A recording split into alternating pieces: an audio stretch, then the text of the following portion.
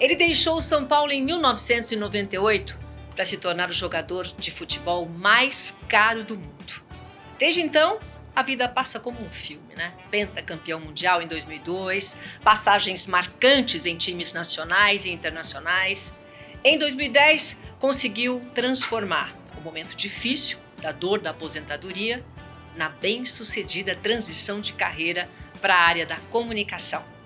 A alegria é contagiante e constante, porque ele aprendeu a valorizar as coisas boas da vida e a driblar as coisas não tão boas. Pode chegar, Denilson Show. Dá licença. Que bom que você está aqui comigo, fiquei muito feliz. Convocação. É uma convocação. É isso aí.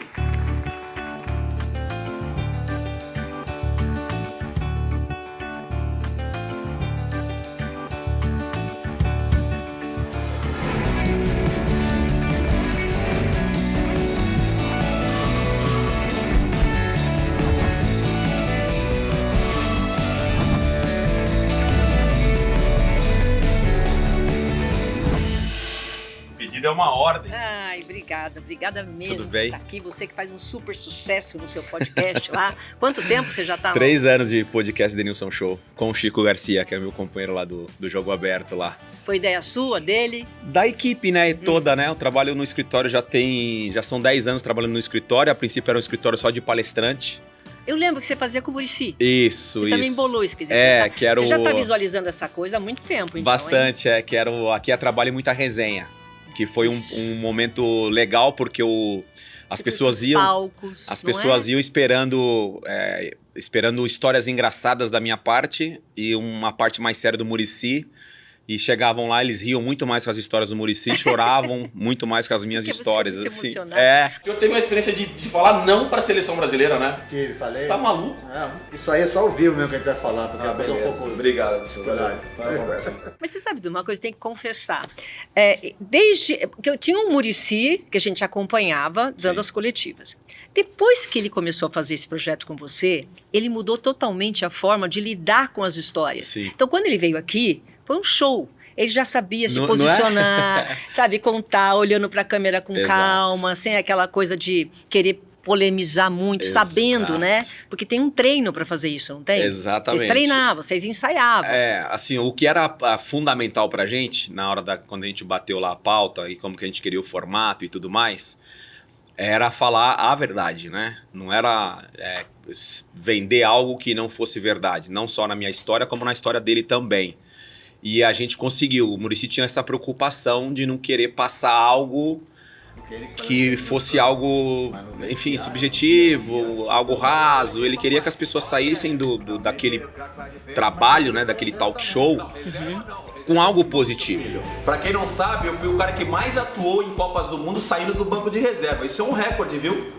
Quem manda aqui, professor? Quem manda aqui no vestiário sou o Joe. Com algum aprendizado. Então, assim, foi unânime, assim, na hora da reunião que a gente fez lá, com o Fabrício, com toda a galera. Ó, eu quero fazer dessa forma. Eu quero que as pessoas saiam com algo positivo. Pô, e aí, Denilson? Pô, eu também, Muricy. Tem que ser assim. A gente, por exemplo, atendia as pessoas que estavam lá. E aí, obviamente, eu até brincava com o Muricy. Eu chamava o tiozinho, já tá cansado, você quer parar? Porque, graças a Deus, muita gente acompanhou o talk show lá com o Muricy.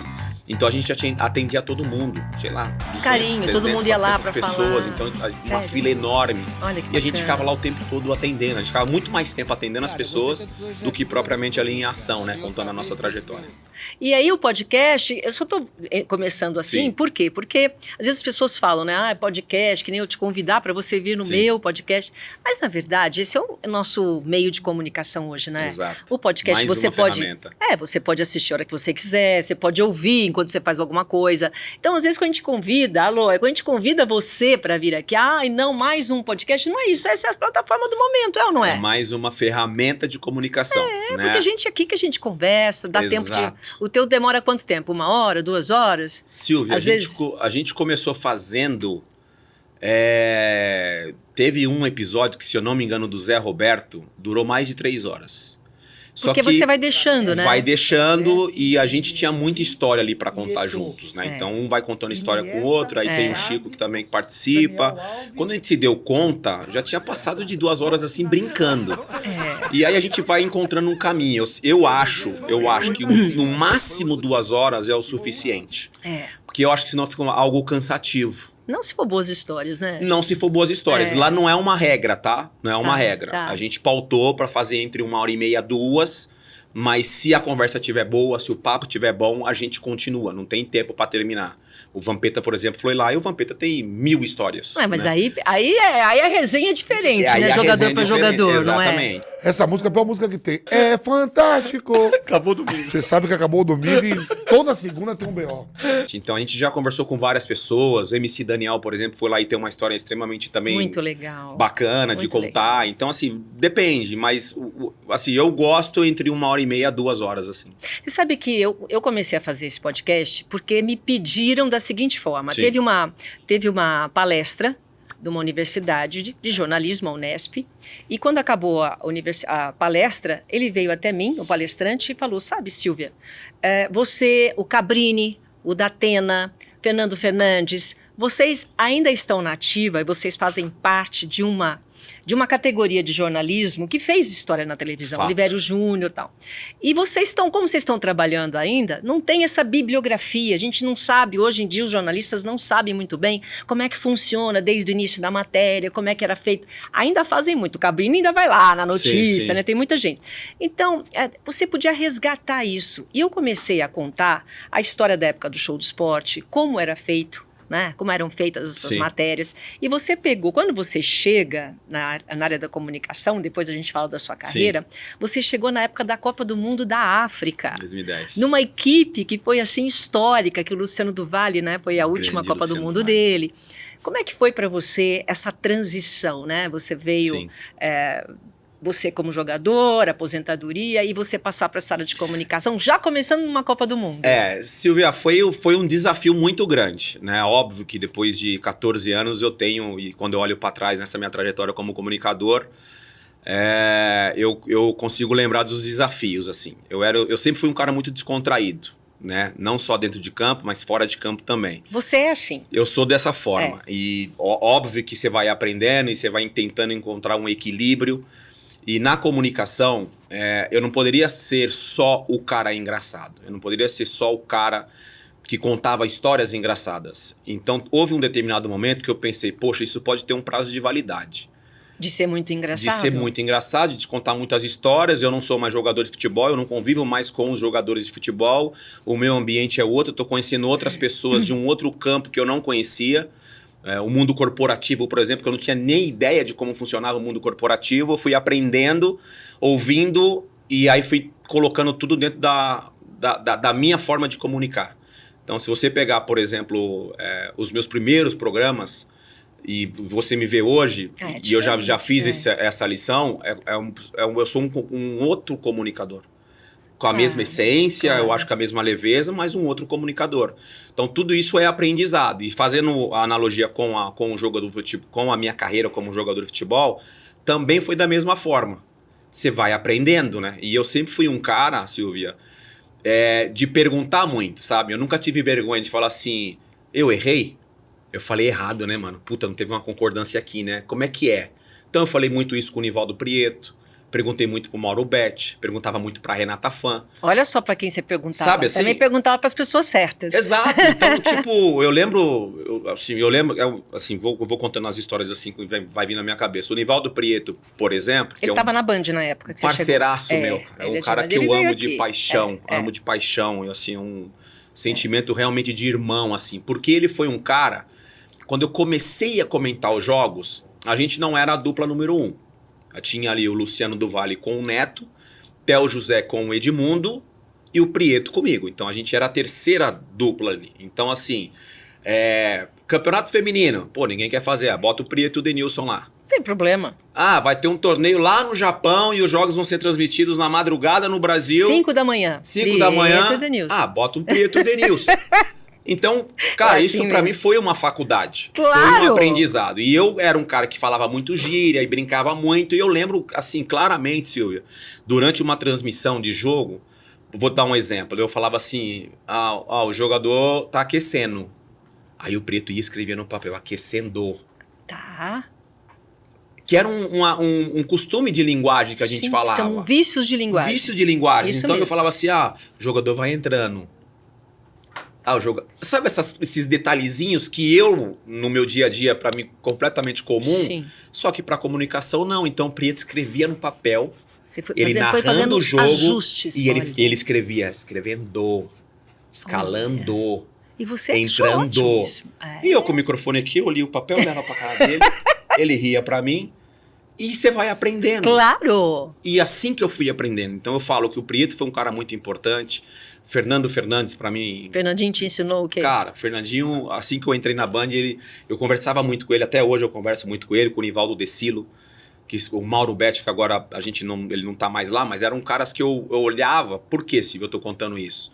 Porque quando eu jogava futebol, eu sempre tive ótimo relacionamento com todos os jornalistas.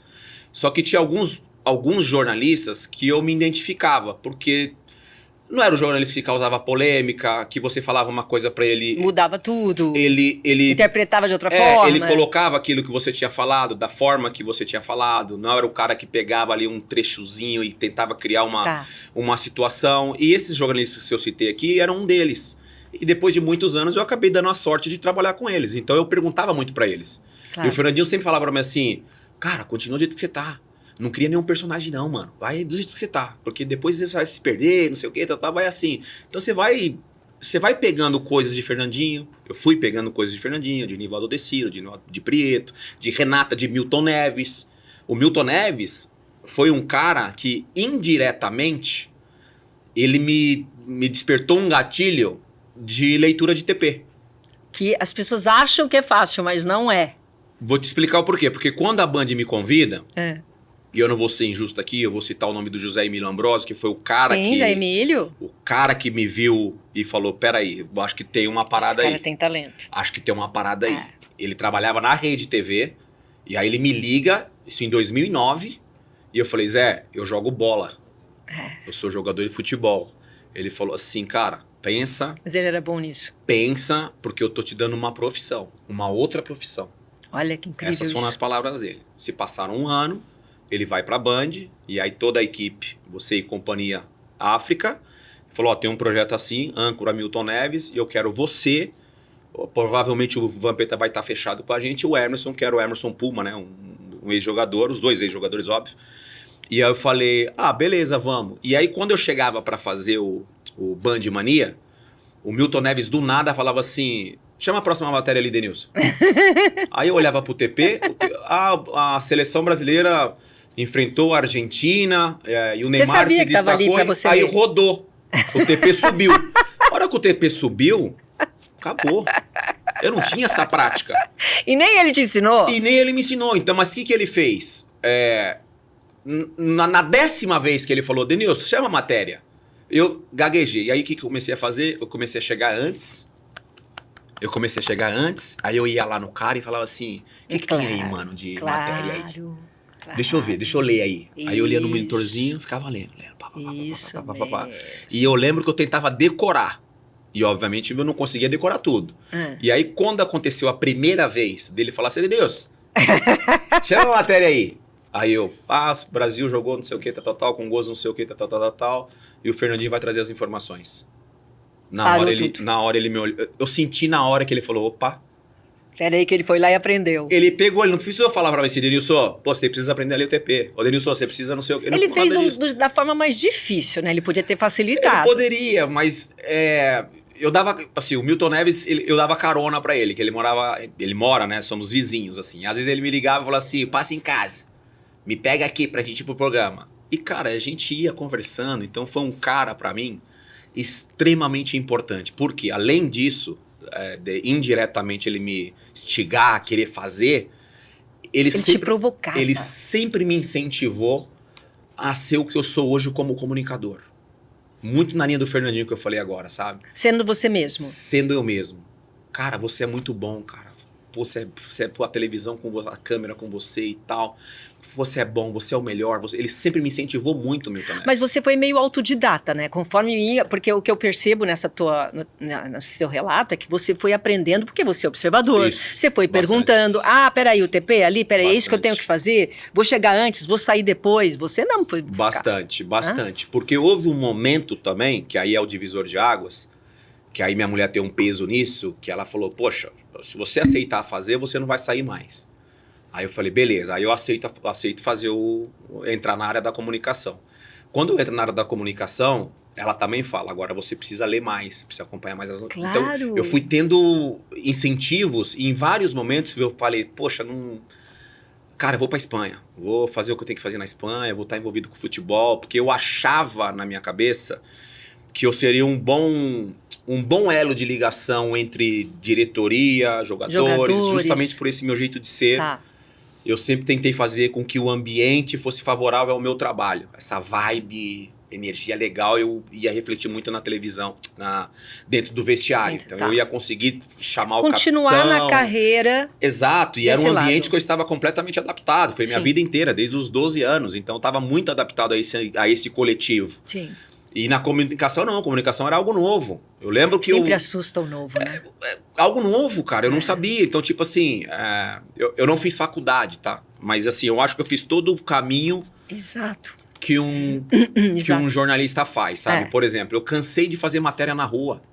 Então eu ia no Viaduto do Chá fazer uma matéria... Por Te exemplo, jogavam lá também? Quem foi? O Milton que te jogou lá ou não? a produção, no geral, falava, Denilson, domingo vai ter o clássico São Paulo e Palmeiras e você jogou nos dois. Então, cara, consegue ir lá no centro de São Paulo, só entrevistar as pessoas, perguntar qual vai ser o resultado, o que você tá achando do time X, do time o povo Y. fala lá. Só essa parada. Aí eles falaram, o nome era Show da Rodada. Denilson Show da Rodada, alguma coisa nesse sentido, assim. Então, o que eu fazia? Eu ia no centro de São Paulo, que lá você encontra várias personagens, várias. E aí você... E aí, tudo bem? Como é que é seu nome? Meu nome é Silvia Vinhas. Mas que time que você torce? Eu sou São Paulina. E aí, o que você tá achando de São Paulo? São Paulo não sei o quê, e o resultado? Dá o seu palpite. Aí lá, 2-1. Mas não era ao vivo. Não, era matéria pro domingo, pro Milton Neves, eram essas coisas. Só que era uma coisa teoricamente fácil de fazer, que eu mataria, sei lá, em 1 hora, eu ficava a tarde toda. Tá começando mais um Denilson Show da Rodada. Melhor jogador do campeonato. Melhor jogador do campeonato? É o Conca. Mas é assim mesmo. Por quê? Porque tinha vários motivos ali. Além desse trabalho, Claro. a galera me reconhecia e eu ficava tirando foto. E entre uma pergunta e outra era uma foto, e interrompia e não sei o quê. E suava pra caramba. Eu falava, caramba. Então, assim, eu fiz todo esse processo, sabe? De aprendizado. De aprendizado. E que hoje eu olho e falo, caramba, na época eu falava, pô, sacanagem, pô. Pô, mandar eu ir lá pro Viaduto do Chá, cara. Fazer matéria, Mas tal, isso foi não sei o quê. importante pra Exato. você. Mas eu enxergo Porque- isso hoje. Quando, assim, às vezes, eu não tenho nada contra, né? Quando a pessoa senta para apresentar. Mas ela já passou por outras coisas. Então, eu tenho certeza hoje, quando chama algum repórter, você sabe o que ele tá lá, Sei. sofrendo no Viaduto Não do é Chá. fácil. Não é fácil. Você tem essa empatia, por isso você sabe o que ele tá passando. Não é fácil. E você sabe, você também vai ter a generosidade de alguém chegar e começar, puxa, eu não sei ler o TP. Você já sabe também, porque Não é você fácil. passou. É. Tudo coisa que você foi acumulando. Que é a famosa experiência que fala, né? A famosa Que só experiência. vem Hoje, com o tempo, com o tempo. não é? Eu falo para as pessoas, quem dera, se eu com 20 anos pensasse como eu pensava com 30. Quem dera eu com 30 anos pensasse como eu penso hoje com 46. Então são experiências que você vai vivendo e eu acho que eu tenho... não é vantagem, mas assim, eu como eu me comunico e frequento os lugares de todas as classes, eu consigo falar com um cara que é da classe A e consigo falar com a pessoa que é da classe C e D. E eu sempre tento colocar coisas que eu vivi como experiência, como atleta e hoje como comunicador, de que tem algumas coisas que vale a pena. Tem outras coisas que não vale a pena, mas às vezes é importante também você passar por aquele caminho. Porque não vai ser eu. Tipo, eu lembro de jogadores mais velhos falando comigo que eu passaria por algumas situações, ou um problema, adianta, né? ou um problema financeiro, ou confiar demais no empresário, ou confiar demais em não sei quem, tal. Entrava por um ouvido e saia pelo outro. Aí você passa por aquele caminho e você fala, putz, eu lembro que a Silvia me falou um negócio lá atrás, ó. E aí hoje eu falo com a molecada, falo com o cara mais velho, que eu acho que é uma missão que nós que trabalhamos, me permite com toda a humildade do mundo, com a comunicação, eu acho que a gente também tem essa missão de tentar mostrar para as pessoas mais ou menos qual é a direção que as pessoas devem seguir, sabe assim? Mas é difícil, né? Veja, você entrou... Primeira coisa, saiu da zona de conforto. Exato. Isso você tem para você. Fato. Então, hoje, quando as pessoas falam precisa sair da zona do conforto, você sabe Fato. do que está falando. Né? Fato. O aprendizado em si, isso daí só vem com a experiência. E eu Só. tenho certeza, você tem 2 filhos lindos, que por mais que você chegue e fale, olha, assim, assim, assim, eles vão ter que quebrar a cabeça deles também para ter essa experiência, ou não é? E acho que eu acho justo isso, assim. Da pandemia, eu sempre fui um cara muito grato com todas as pessoas que me ajudaram, todas, assim, sem exceção. E sempre quando eu tenho oportunidade, eu falo muito obrigado, né? Eu vivi uma experiência agora recentemente muito legal, que eu voltei lá em Diadema, que inauguraram um campo sintético lá, o campo que eu comecei a jogar futebol, e eu encontrei ali, assim, várias pessoas da minha época, e várias pessoas eu abracei e falei, mano, obrigado. Obrigado porque você lembra aquela época lá que você me emprestou uma bike que eu não tinha, você deixava eu andar de bike, você ia trabalhar e deixava a bike comigo.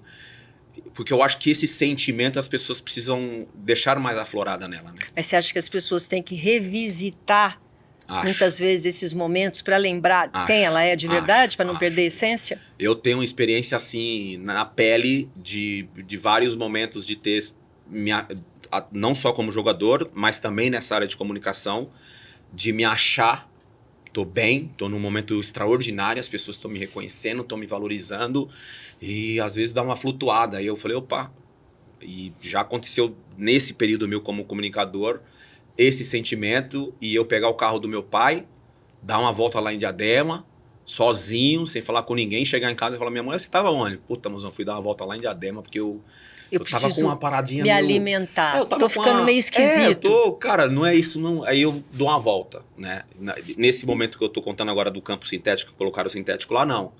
Né? Eu fui porque, cara, meu primo me ligou, eu falei, vou, lógico que eu vou. E, cara, foi maravilhoso. Eu fui com a ideia de ficar ali só no pontapé inicial e tal. Falei, dá pra jogar? Dá pra jogar. Mentira, vai jogar? Vou jogar. Você jogou? Vou jogar e tal. E você consegue jogar com o tempo? Falei, vou ver se eu consigo jogar o primeiro tempo. Joguei o jogo todo.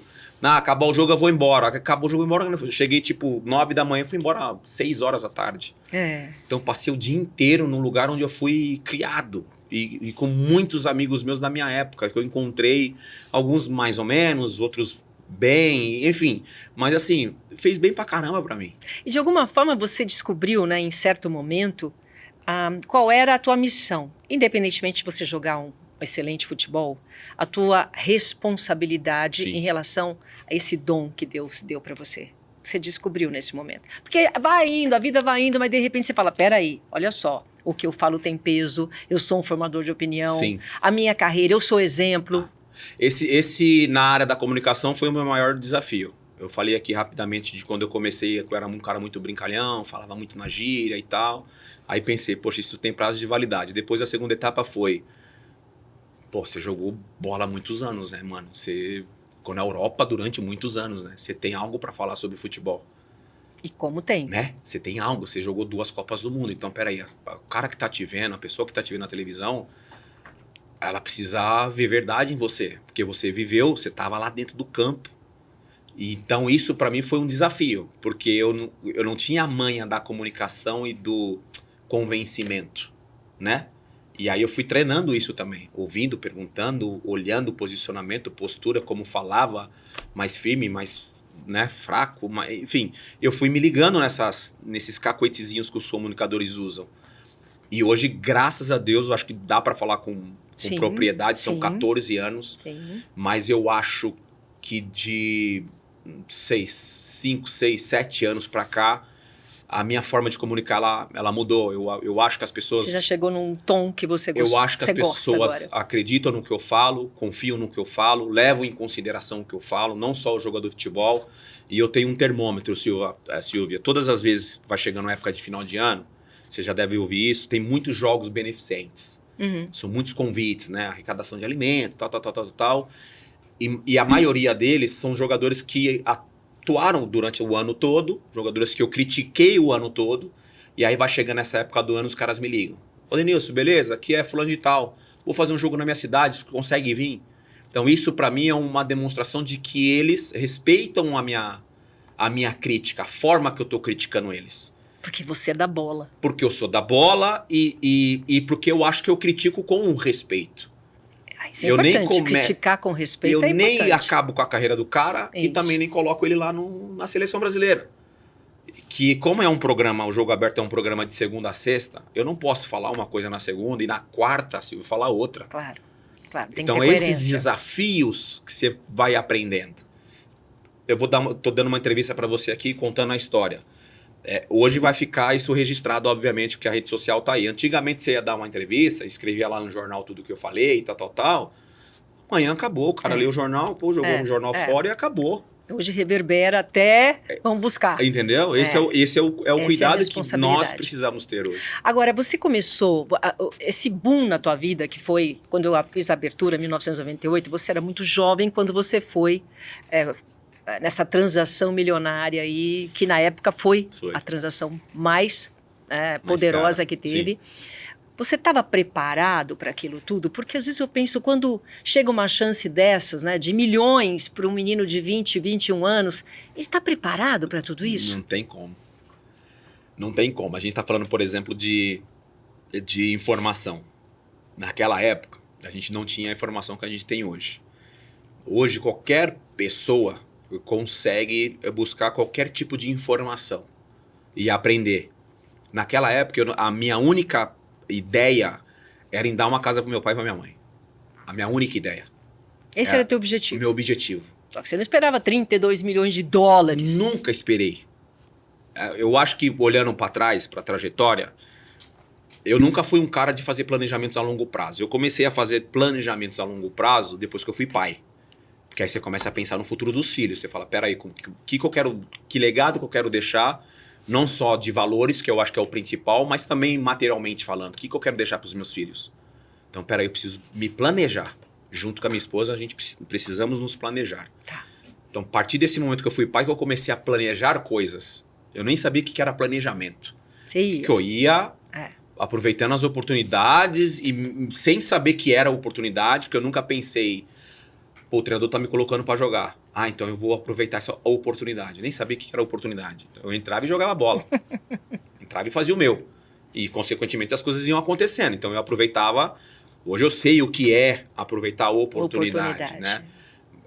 Deus era foi, teu, sei era meu. Então, Deus foi generoso comigo e foi me colocando em situações e que dentro dessas situações eu consegui lidar bem.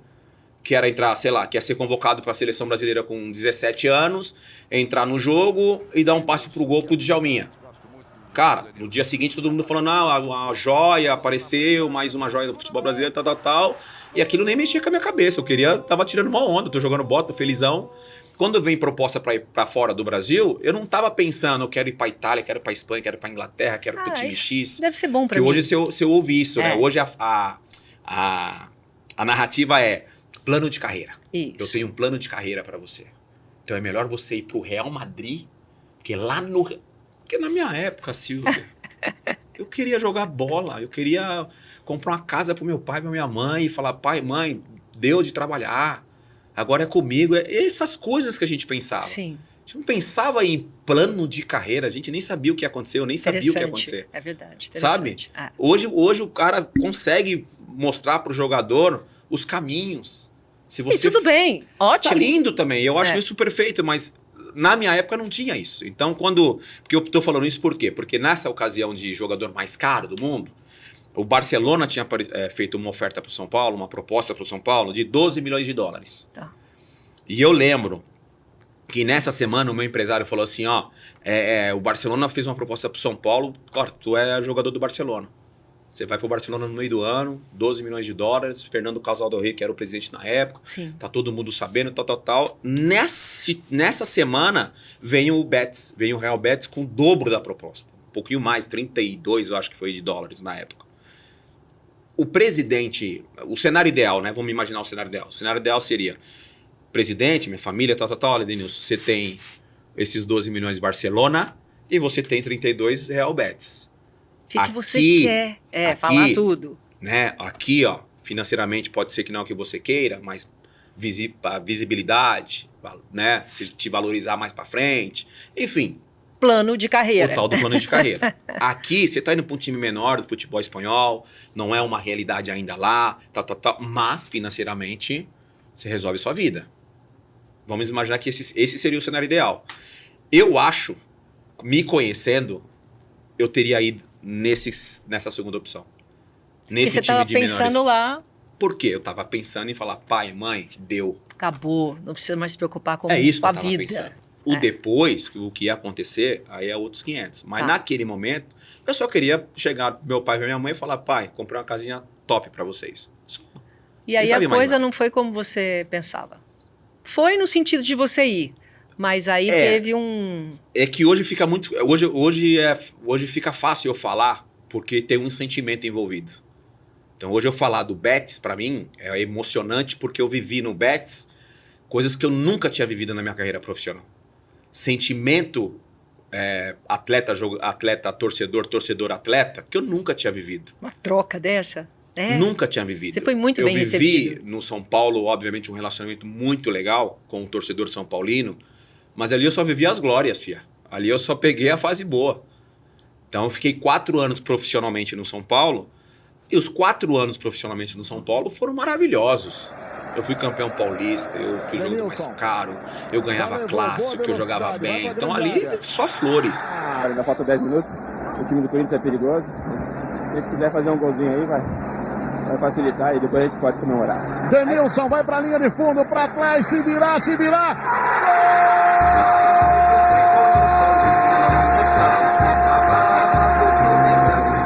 Tenho, obviamente, o respeito pelo torcedor são paulino, pelo torcedor palmeirense, mais pra frente a gente fala disso. Mas com a relação minha com o torcedor do Betis, não tem como ser diferente. Por quê? Porque os caras me abraçaram no meu pior momento. Você falou aí em algum momento, eu cheguei num Betis com 20 anos de idade, Silvio, eu era um moleque, pô. Sem uma preparação, responsabilidade desse tamanho. É, o melhor de tudo. O jogador mais recuperar, caro. Tinha acabado de jogar uma Copa do Mundo, sendo o mais jovem daquela seleção de 98. Então, quando eu chego na Espanha, os caras estavam esperando o cara fazer chover. O cara fazer chover. E eu não fiz chover. E aí é quando o torcedor, sabe? Então, hoje, falar do Betis é muito fácil pra mim. Porque mesmo tem assim, eles não te julgaram. Mesmo assim, eles... Sim, crítica. Assim, eu nunca fui vaiado, por exemplo, pelo torcedor do Betis. Nunca fui vaiado. Eu era criticado porque eu não joguei bem, não joguei mal, mas aí isso é de praxe na imprensa, porque você criticar o teu desempenho. Mas no fundo, o carinho que eles têm por mim, o carinho que eu tenho por eles, isso ficou explícito agora numa viagem que eu fiz pra lá. Foi um Eles te respeitam. surreal. Então, Denilson, tomou a decisão certa de ir pro Betis? Pô, lógico que eu tomei a decisão certa de ir pro Betis, porque tem um sentimento gigante envolvido agora. Se essa pergunta fosse feita há 20 anos, pode ser que eu falaria não. Não, errei, eu tomei uma decisão equivocada, mas hoje foi a decisão mais assertiva que eu tive na minha carreira profissional. Você ficou quanto tempo lá? Quase 8 temporadas. 8 temporadas. Quase 8. Então deu pra não ter bom resultado, deu pra depois voltar e toda essa glória que você é lembrado até hoje. Eu saí do Betis, por exemplo, para ir pro Bordeaux. Eu saio do Betis para ir pro Bordeaux, da França, ou Bordeaux, né, o Girondin de Bordeaux. Eu saio para ir para lá e o time fez um jogo fora de Sevilha, na Europa. O Nivaldão. Não, o Nivaldo Preto é o... Um beijo. Esse aí é meu parceiraço. Meu parceiraço. Isso aí é de vida, pra vida. Me ensinou muito. Eu saio do Betis pra ir pra França, não tinha ninguém no time, do time, funcionário, não tinha ninguém, porque eles iam jogar um jogo de UEFA num outro lugar. Então você imagina o meu sentimento de ficar quase 7 temporadas e tal. Eu entro no vestiário, eu pego a minha chuteira, não dou tchau pra ninguém, não vejo ninguém. Eu falo, caramba, vivi tudo aqui, tô indo embora sem dar tchau pra ninguém. E aí, recentemente, o Joaquim, que é a grande estrela do Betis, o maior ídolo do Betis, faz o jogo de despedida, me liga, vem pra Espanha, fala, vou me despedir, vou parar, que foi o último da minha geração, né, daquela época do Betis e tal. Eu falei, vou. Eu chego lá. Nossa, você nem esperava, né? Silvio do céu. Emociona, né? Silvia do céu. Você não esperava, né? Eu não Essa gratidão. Eu não esperava. Assim, eu até me arrepia de lembrar. Não esperava. Você fica com o sentimento de falar, pô, tô voltando pra um lugar que eu vivi tudo, aprendi, amadureci e tal, vivi tudo. Como é que vai ser? Como é que vai ser essa volta, essa esse recepção, reencontro. esse reencontro? Denilson de Oliveira, fiel, desde Brasil. Auténtico. Washington Tais,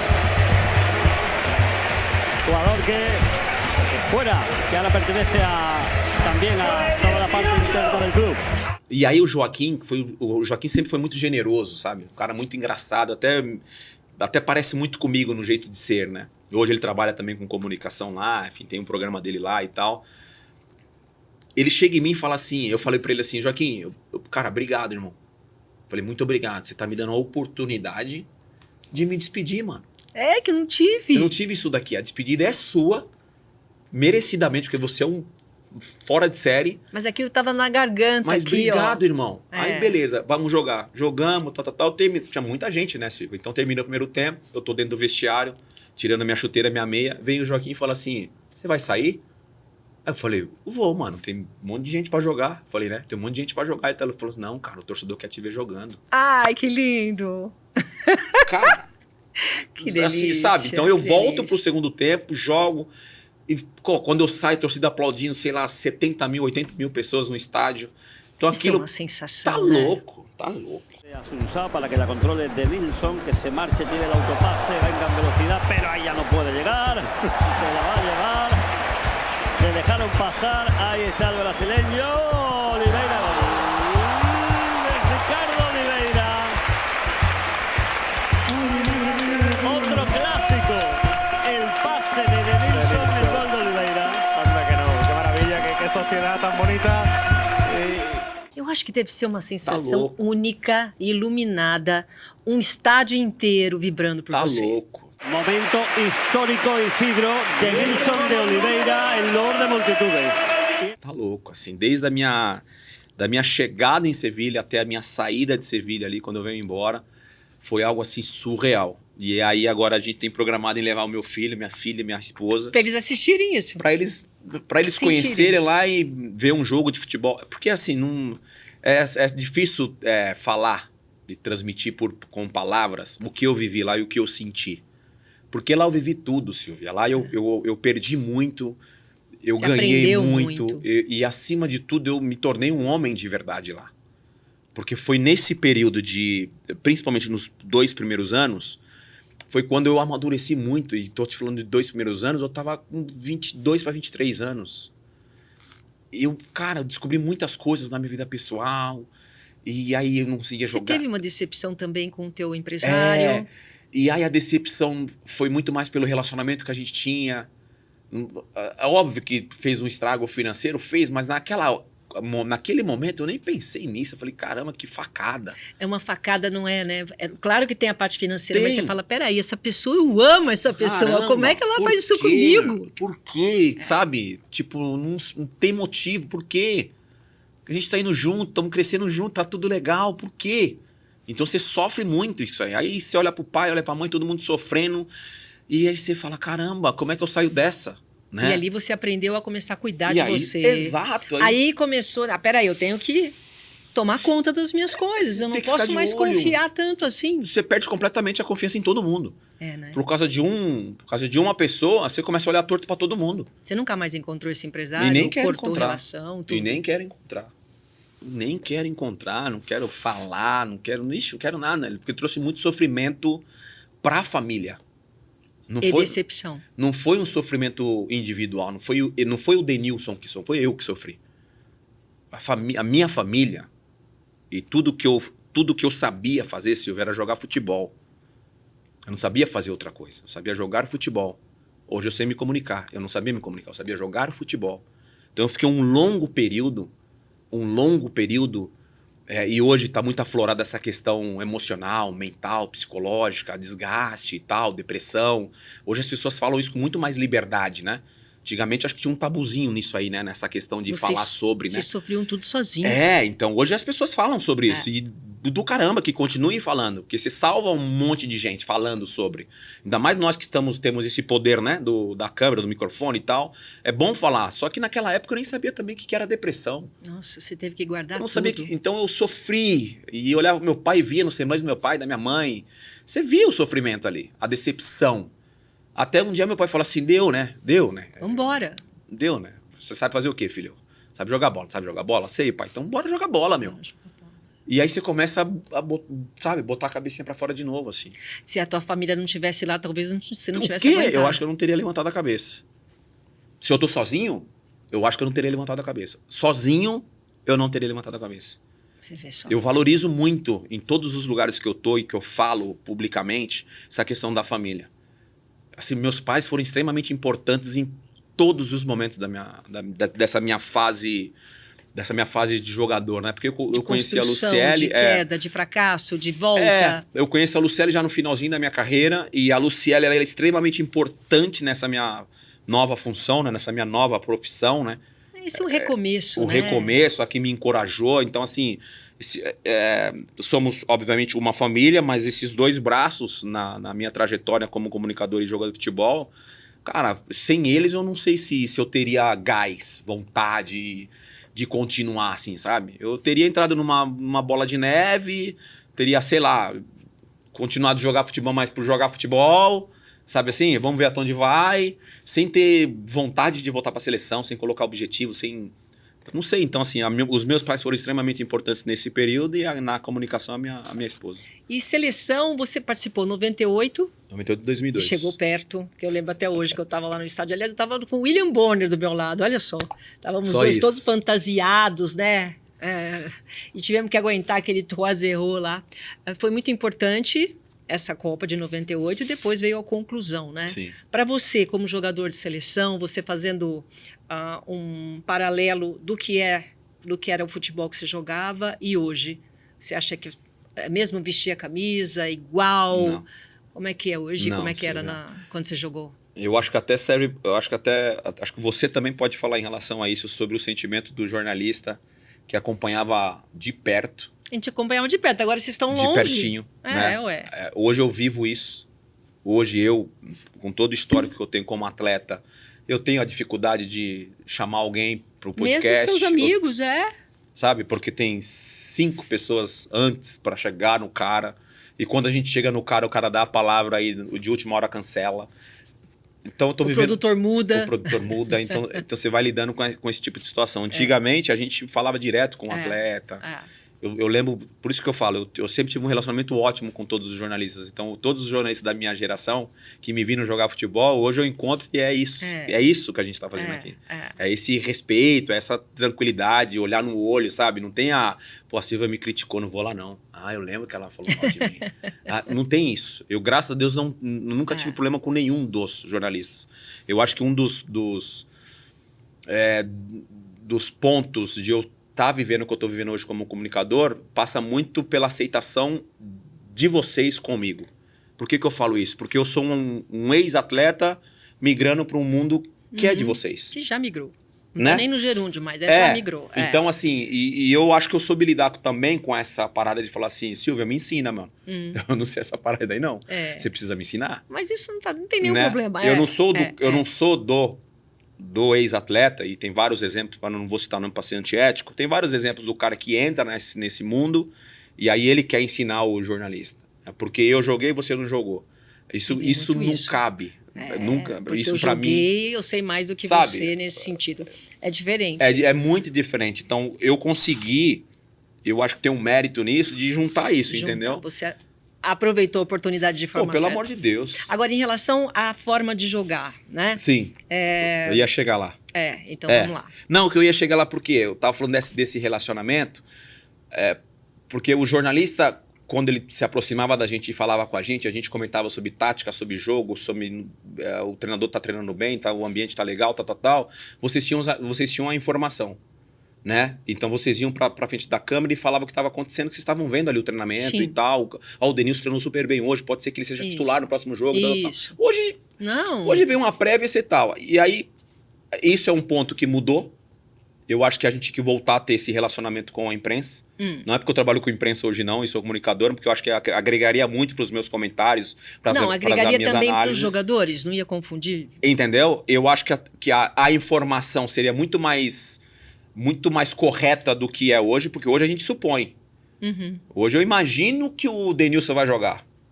Mas se eu estou acompanhando o treinamento todo dia, se eu sou lá o cara que acompanha, o setorista que acompanha e tal, eu sei que o fulano possivelmente vai jogar. Tá. Porque eu tô vendo. Agora, taticamente, caracteristicamente, mudou tudo. E também acho, com todo o respeito, que a paixão pela camisa, pelo jogo, pelo clube, também eu acho que diminuiu. Eu sinto que os jogadores jogam, legal. Virou um negócio. Poucos jogadores sentem essa paixão pela profissão, pelo esporte, que é maravilhoso, a competição e o clube que é uma mão de via dupla aí, né? Porque às vezes o torcedor pensa que é só o clube que entrega para o jogador entrega muito para o clube também. Opa. Isso é fato, mas aos olhos do torcedor, que aí é um confronto que eu não quero entrar, eu nunca gostei de entrar pro confronto com o torcedor, porque o torcedor sempre tem razão, que é essa emoção, o time ganhar, beleza, o time perder, tá tudo errado. Então essa emoção eu tenho que respeitar, concordando ou não, mas eu tenho que respeitar. Mas sinto que os jogadores hoje, por causa da comunicação, por causa da informação, destoa um pouco do que é o objetivo, do que é jogar futebol, do que é representar um torcedor ou representar uma entidade, uma instituição, na verdade. Então, tecnicamente, o jogo é muito diferente da minha época. Hoje eu vou falar do que eu vivi, do que eu fui como atleta, que era de pra dentro dos caras, de driblar. Vai pra cima. E eu não tinha medo e tal. Acho que isso falta muito hoje. Então, hoje é um jogo, se você acompanhar jogo de futebol hoje, você vê o time muito... Até acho que hoje é muito mais fácil analisar taticamente um time. Porque tá ali, né? Do que da nossa época, assim. Na nossa época tinha muita mudança de direção, era muita irreverência num time só. Eu acho que era mais complicado comentar jogos, taticamente falando, do que hoje. Hoje você vê um time bem postado, toca a bola aqui, toca a bola ali. Mas aconteceria, por exemplo, aqueles 4 turcos lá em cima de Vixe, você? Hoje coisa... não. Hoje esquece. Semifinal, que ficou hoje assim, esquece. Famosíssimo isso daí, esse ficou momento famoso. seu. Isso não acontece hoje porque o cara pega e toca. Eu acabei... Assim, eu até preciso fazer esse levantamento de números aí, que eu acho que eu joguei muito mais jogos como titular na seleção do que reserva. Só que pontualmente as 2 Copas do Mundo que eu fiquei no banco de reserva e entrava nos jogos. Até recentemente eu era o jogador que mais tinha atuado em Copas do Mundo saindo do banco de reserva. Tá. Né? Então, assim, na de 98 eu entrei em todos os jogos, então a ideia era mudar alguma coisa ali, dar um outro ritmo, mudar aquela rotação da partida. E em 2002, da mesma forma. Em 2002, assim, eu chego em 2002 completamente diferente do que eu fui em 98. 98 era um moleque pra dentro dos caras e tá tudo certo. Pra dentro tá tudo certo. 98, pelo período que eu passei, adaptação, Espanha, mudança, lá. Quando eu chego sabendo qual que era meu lugar. Tá. Sabia qual era o meu lugar, sabia o que eu tinha que fazer. Eu tenho que entrar no jogo, eu tenho que fazer a diferença. Isso vou que é jogar importante, 10, vou jogar 5. né? Essa formação do profissional. 98 era pinto no lixo. Eu queria jogar futebol e me divertir. 98 eu queria me divertir, mas, tem que ganhar jogo, filho. Não adianta só se divertir, não. Você tem que ganhar jogo, você tem que jogar bem, você tem que não sei o quê. Então, 2002, quando acontece o lance da Turquia, óbvio que naquele momento eu nunca imaginei que teriam 4 jogadores em cima de você. Cara, perfiladinhos, bonitinhos, né? Porque vocês pegam a imagem, o vídeo é legal pra caramba, divertido, você dá risada, mas a imagem ela é linda. A imagem é um pontinho amarelo com 4 vermelhos, assim, parado em linha. É maravilhoso, isso aí é um quadro em casa certo. Só que naquele momento, naquela ação, na minha cabeça era... Eu pego a bola no meio de campo. Então eu tô partindo pra cima do cara, eu tô vendo o Luizão lá do meu lado esquerdo. Eu vejo o Luizão. E eu perco o time de tocar pro Luizão. E nessa hora de eu perder o time de tocar pro Luizão, que eu falo, poxa, eu não posso perder a bola. Então pode ver que não tem produtividade nenhuma naquele lance, Silvia. Eu levo a bola pra lateral, e quando eu levo a bola pra lateral, eu sei que tem um cara aqui do meu lado esquerdo, e sei que tá chegando um cara aqui do meu lado direito. A visão periférica. Eu sabia que tinha um cara aqui, sabia que tinha um cara aqui. O que eu pensei em fazer? Em jogar o meu corpo para a direita e levar a bola para a linha de fundo. Só que quando eu penso em levar a bola para a linha de fundo, eu sinto que esse cara tá muito mais do meu lado do que esse. Olha quantos sentidos você teve que ter. Quanta percepção. Se você perguntar para qualquer jogador de futebol, em jogadas pontuais, eles vão descrever Fala assim. isso, Porque essa linguagem corporativa que a gente fala muito hoje, né? Tomadas de decisões e tal. O jogador toma decisão toda hora. Então, são decisões que você tem que tomar toda hora, em segundos. Então, isso é tudo muito rápido. Quando eu tento ir pro meu lado direito, balançar o corpo pro lado direito para ir pro lado esquerdo pra linha de fundo, eu percebo que esse cara tá muito perto de mim aqui. Que a chance dele, tipo, tomar a frente e roubar a bola era muito grande.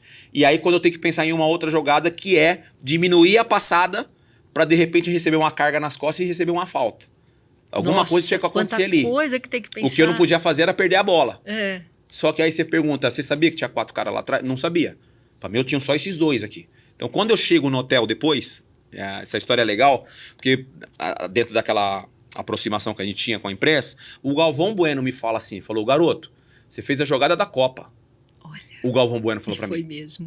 Falou, ô garoto, você fez a jogada da Copa. Obrigado, Galvão Bueno.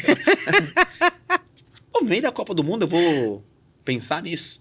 E aí você vai aí eu fui dando conta depois da Copa, quando eu venho pro Brasil, campeão, aquele negócio todo, de cada 10 perguntas, 8 eram sobre as jogadas da Turquia. Com certeza. Eu falava, caramba, tipo, fiz uma parada aí. Fiz uma parada aí. Mas quando para de jogar, Silvia, aí é maravilhoso. Porque quando você para de jogar, não tem mais aquele torcedor que tipo, te critica e te vaiou, te criticou e tal. Tem o torcedor. Hoje eu ouço muito assim, pô, faltou jogar no Corinthians, hein, mano? Aí quando volta... O que aconteceu? Quando você voltou, aí por que você não pôde treinar no São Paulo? O que aconteceu? Isso aí foi um período... Isso aí foi um período também de muito desgaste emocional pra família, pros meus pais. Porque Eu não entendi, eu tava lendo tuas a coisas e não entendi. retrospectiva, por exemplo, rapidamente a retrospectiva, eu entro no São Paulo, você viu, com 12 anos de idade.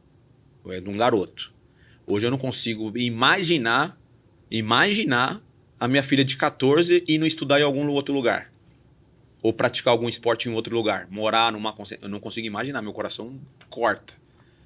Porque eu falo, cara, como é que eu vou ficar longe da minha filha? Como é que eu vou ficar longe do meu filho? Nem ferrando.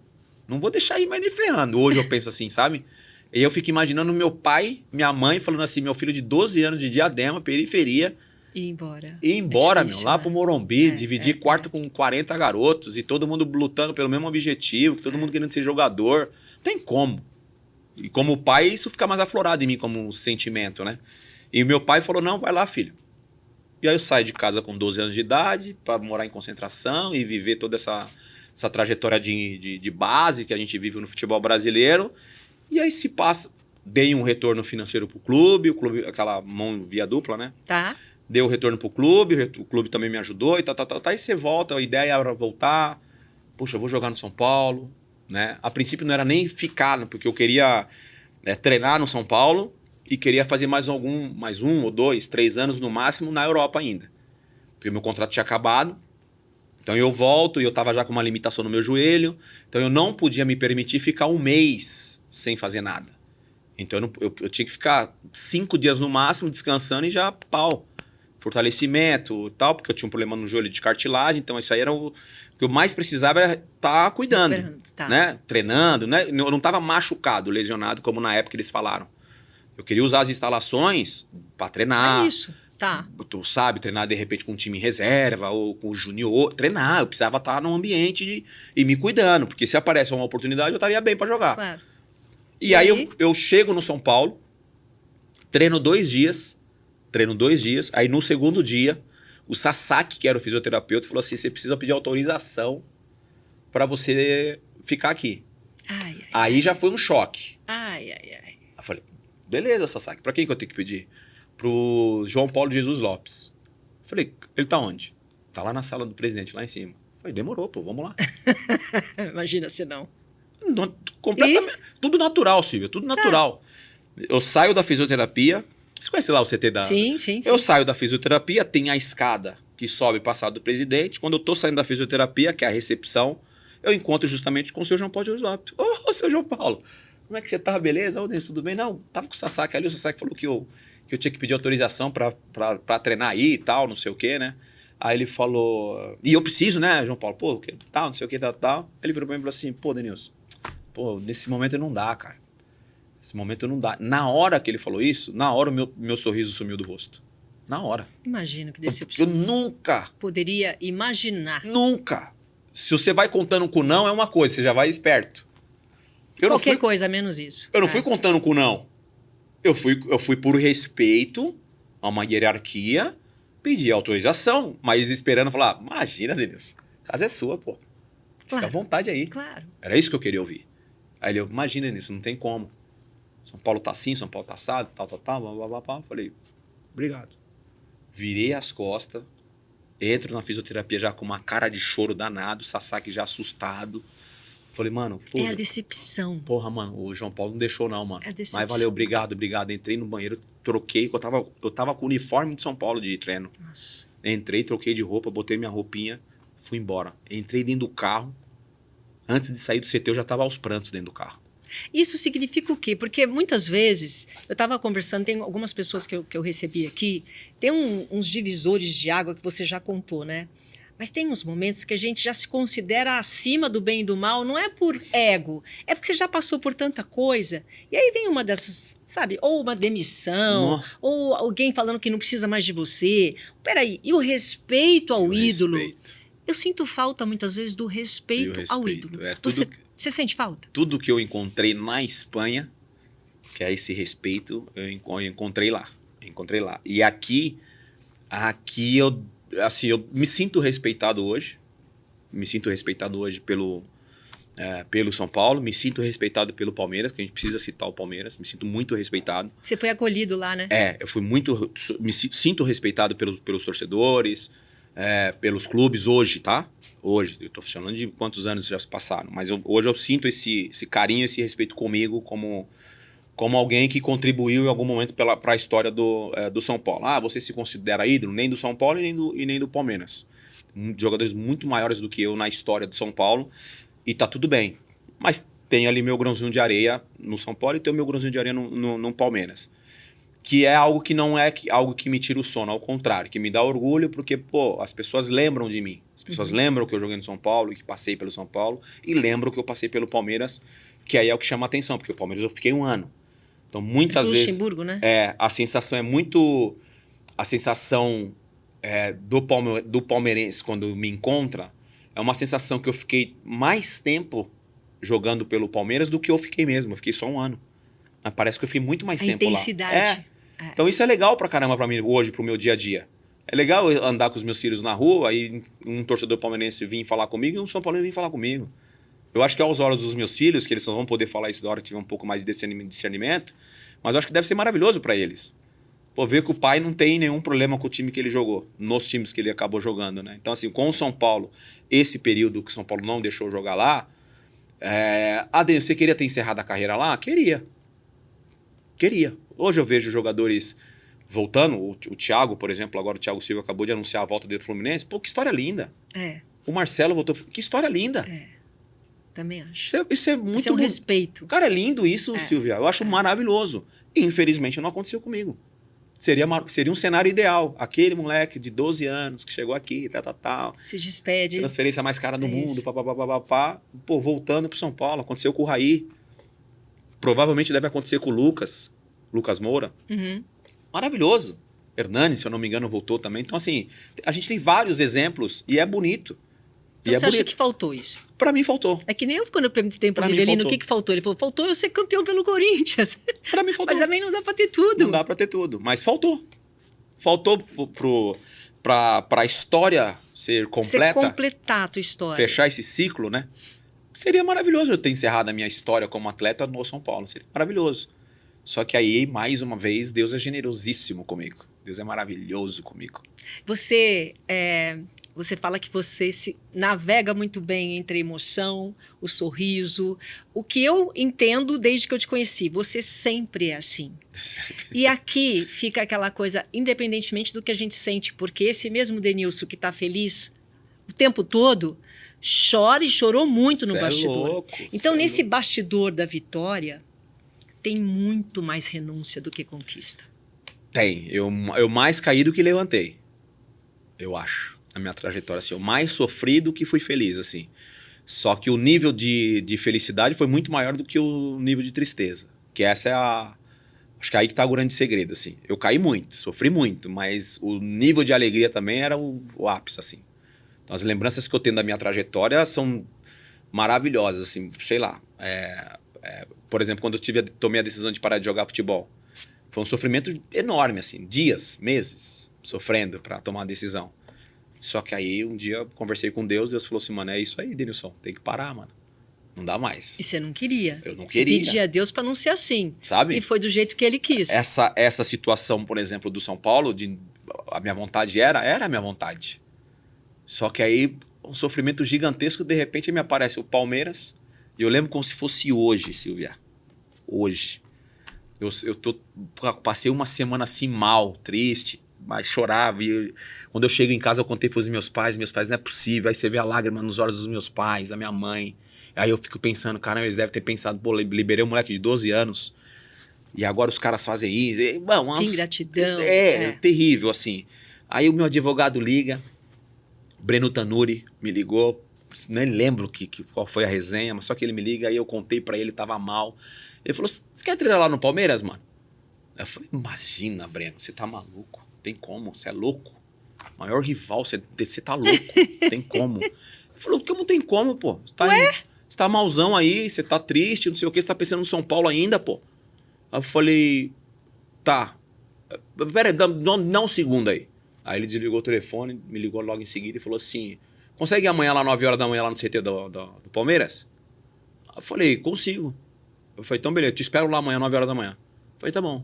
Porque o Breno Tanuri era conhecido do Toninho Cecílio, que na época era gerente de futebol ali do Palmeiras. Lembro. E aí quando eu chego no Palmeiras eu fui lá, eu lembro que eu cheguei lá meio assim, né? Olha, cara, eu tava no São Paulo, mas cara, sabe? Só que eu falei, beleza, vamos lá. E a partir do momento que eu entro ali no Palmeiras, no portão, o Toninho Cecílio me recebe e tal, cara, foi algo lindo, lindo. Eu cheguei lá, os caras me trataram assim, com um respeito, com um carinho. O Toninho Cecílio falou, aqui você pode deixar o carro aqui a hora que você quiser. Vem cá, eu vou te mostrar o vestiário. Aí me levou no vestiário. Ó, aqui você pode ficar aqui e tal. Aqui é seu lugar, não sei o quê. Aí avisou o roupeiro, papapá. Falei, nu. Mas você reparou que tudo que aconteceu na tua vida que você me contou aqui, mesmo nos piores momentos, veio um outro muito melhor? Por isso que eu te falo que o sentimento de alegria que eu tive na minha vida é muito maior. Pode ser que ele tenha durado menos, mas ele é muito maior do que as tristezas, as decepções que eu tive. Que são necessárias pra gente aprender. Então aí você tá enfiado naquele buraco, do nada o cara te liga e fala, aparece aqui. Aí eu chego, cara, assim, parecia que eu era jogador do Palmeiras. E aí tem um ponto que acho que é importante falar aqui. Na época, o Caio Júnior, finado Caio Júnior, ele era o treinador. E obviamente nesse período eu já tinha a manha do negócio. Eu sabia que a imprensa ia fomentar a minha ida pro Palmeiras, igual no São Paulo, a imprensa iria fomentar. Isso é normal. Um jogador, principalmente no Palmeiras. Então, principalmente no São Paulo. Então, eu sabia que quando a imprensa descobrisse que eu tava no Palmeiras treinando... Ia ser assim. Tal. Então, o que acontece? O Caio Júnior vem falar comigo, que ele não contava comigo. Ele veio falar assim, Denilson, eu não conto com você. Fique à vontade, fica treinando, faz o que você quiser. E eu virei pra ele e falei, Caio Júnior, pô, legal pra caramba. Eu também não tô aqui pra criar nenhum tipo de problema. Se quiser, eu treino em horário alternativo. Pra nego nem me ver aqui, eu só preciso treinar, irmão. Ele, não, tá louco? Fica à vontade. É só pra não criar esperança de que eu vou contar com você. Eu não conto, meu time tá papo reto, lindo assim. Maravilhoso. Aí ele falou, não, pode usar, fica à vontade, treina a hora que você quiser, blá, blá, blá, blá. E eu fiquei treinando com o Palmeiras. Tanto é que eu treino com o Palmeiras durante, sei lá, um mês, acho que nem isso. E eu vou para os Estados Unidos. Eu nem fico no Brasil. Depois eu vou para os Estados Unidos, jogo mais um ano nos Estados Unidos. E aí quando eu volto dos Estados Unidos, que eu volto pro Palmeiras. Porque já não tinha mais o sentimento de voltar lá no São Paulo, porque eu falei, vou voltar no São Paulo pra quê? Exato. Vou bater com a cara na porta de novo? Nem ferrando. Essa é uma mágoa tua, então, né? Você ficou. Já foi. Agora você já trabalhou não, isso? Hoje não, hoje tranquilo. Hoje tranquilo. Até porque as pessoas nem trabalham mais lá, graças a Deus. Só pra gente encerrar. O que eu sinto muitas vezes nos seus vídeos todos que você posta, você tem muita saudade, né? Você coloca, às vezes, teus vídeos, esse jogo. Você tem saudade desses teus amigos? Você tem saudade dessa época de intensidade? Tenho saudade. Hoje eu administro melhor a saudade de jogar futebol. Hoje eu administro melhor a saudade de estar dentro do vestiário, trocando ideia com os caras, rindo, me divertindo. Porque foi algo... Porque hoje, Silvia, eu sou o que eu sou por causa do futebol. Eu não sei o que eu seria se não fosse o futebol. Eu não sei o que os meus pais seriam ou teriam se não fosse o futebol. Então eu sou muito grato ao dom que Deus me deu de ter me tornado um jogador profissional, de ter realizado um sonho que provavelmente muitas crianças e adolescentes não vão conseguir realizar. Poucos deles vão conseguir realizar, porque a porta é estreita. Infelizmente, a porta é estreita. Falando especificamente em se tornar um jogador de futebol. São muitos que sonham, mas a porta é estreita. A porta é estreita. E os que conseguem, e aí vai para os que conseguem, valoriza. Porque uma hora a bola vai parar. A bola parou de girar para mim, Silvia, com 30 anos de idade. Muito cedo. Eu tinha pelo menos mais 5, 6 anos para jogar futebol. A bola parou de girar. E vai contestar como, né? Vontade de Deus. Parou de girar. Então hoje eu falo para os jogadores de futebol, todas as vezes que eu tenho oportunidade, valoriza. Cada minuto. Valoriza. Cada jogo, cada treino, dia a dia. Porque isso vai acabar, vai passar. Vai passar. Passou na minha vida, sofri muito quando acabou, quando passou.